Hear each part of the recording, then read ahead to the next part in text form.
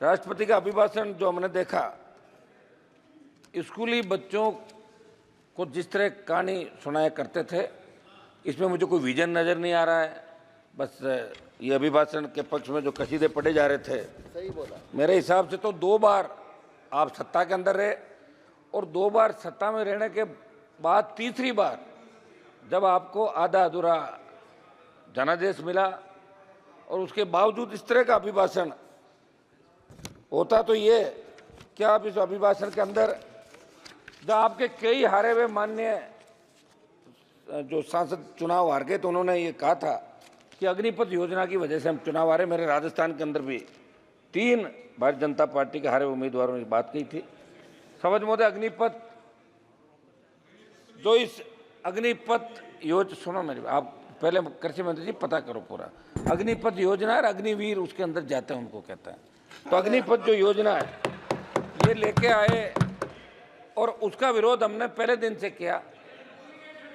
All party meeting, Lok Sabha Jodhpur में 2 लाख जवानों की रैली करी और देश का नौजवान कहीं न कहीं ये महसूस कर रहा है कि सेना के अंदर जो सम्मान पहले मिलता था, हमारे गांव के गांव जब सेना के अंदर कोई जाता तो गांव के अंदर बड़ा धूम धड़ाके स्वागत होता। मेरा बेटा सेना के अंदर गया, हम पंजाब से, हमारे सामने बैठे हैं मंत्री जी, बिट्टू जी, ये लोग यहाँ बैठे हैं, मैं भी। तो ये चूरू वाले एमपी साहब, सेना के अंदर जाने का मतलब रोजगार के लिए नहीं, वो गौरवान्वित महसूस करता है कि मैं सेना के अंदर गया। और उसका पिताजी गांव की चौपाल में कहते हैं मेरा बेटा सेना के अंदर गया।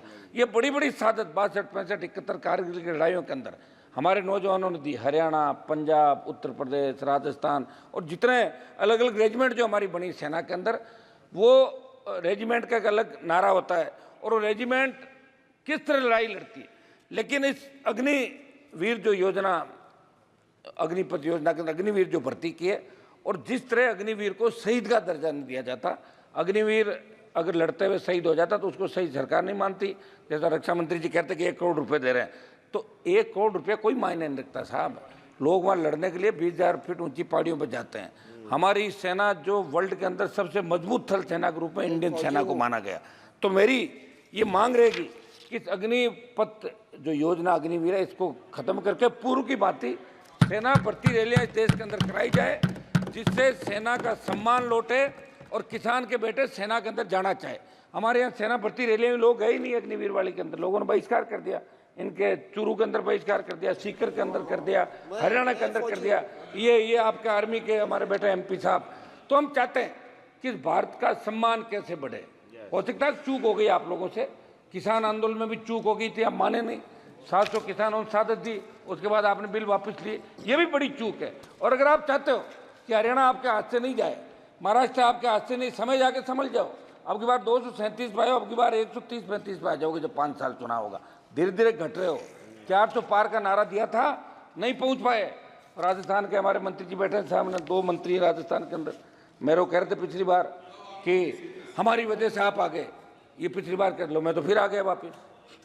आ गया 10-15, 10-12, 7 आए, 3-4 आपके मार्जिन पे बॉर्डर पे रहे थे। सब आप तो मेरी प्लीज समझ मोदे, एक समझ मोदे, मेरी सरकार से मांग है कि इस अग्निवीर अग्निपथ योजना को समाप्त करके, और एक उस समय जब अग्निपथ योजना लाए थे तो, रुकिए भाई 1 मिनट प्लीज, मूवी अलग है, इस योजना का नाम पढ़ ले, आप सुनो, पहले पढ़ाई करो, तैयारी करो। सिवाय मोदी जी के नारे लगाने के कुछ नहीं करते आप लोग, मोदी जी ही करते, पढ़ा करो। तो ये मेरा समझ मोदे, एक उस समय क्या हुआ था कि जब ये योजना आई, उस समय आप कंक्लूड कीजिए। एक मिनट साहब, पूर्व में सेना भर्ती जो रैलियां होती थी, उसमें हमारे बच्चों ने जो फिजिकल थल सेना आपकी, रुकिए साहब क्यों बोल रहे हैं आप, थल सेना, वायुसेना और आपकी नेवी, इन तीनों के अंदर फिजिकल हो गया और बच्चों को ज्वाइनिंग लेटर दे दिए, उनकी भी भर्ती नहीं कर रहे हो, उनकी भर्ती की जाए। तो मेरी ये मांग रही कि शपथ में अग्निवीर अग्निपथ को समाप्त करके और नए सिरे से सेना के सम्मान के अंदर बहुत चिंतित है पूरा देश, और आपके अंदर भी इस बात को लेकर हलचल है। निश्चित रूप से जब इस बार वोट की चोट लगी है तो आपके भी थोड़ी बहुत श्री सुदामा प्रसाद 2 मिनट बोलने दें साहब, आप एक बार शपथ मोदी 2 मिनट बात तो समाप्त करो मेरी, आप तो 2 ही मिनट में करा दिया। श्री सुदामा प्रसाद, मैं समझ बोलते 2 मिनट सबको दिया आपने 2-2 मिनट। सभापति महोदय, दो मिनट में समाप्त कर लेता हूँ। इम्पोर्टेंट टॉपिक बात कर रहे अब मैं सिर्फ इम्पोर्टेंट टॉपिक पे बात करूंगा, उनको टोका टोकी नहीं कर रहा हूं। टॉपिक बात कीजिए, लेकिन कंक्लूड कीजिएगा ना। महोदय, समाचार पत्रों में असंगठित उद्योगों के वार्षिक सर्वेक्षण में नेशनल सैंपल सर्वे ऑफिस के आंकड़ों को पढ़ रहा था। विगत 7 सालों में 18 लाख उद्योग बंद हो गए, 54 लाख लोगों को नौकरी खोनी पड़ी।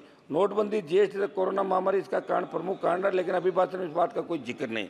समझ महोदय, युवा आत्महत्या कर रहा है और नशे की बढ़ती प्रवृत्ति देश के लिए चिंता का विषय। सिंथेटिक नशा, पंजाब, हरियाणा, राजस्थान, एमडीएमए, एलएसडी, इस पे कैसे रोकथाम हो, ये हम सब के लिए चिंता का विषय। सबको इस पे विचार करना चाहिए।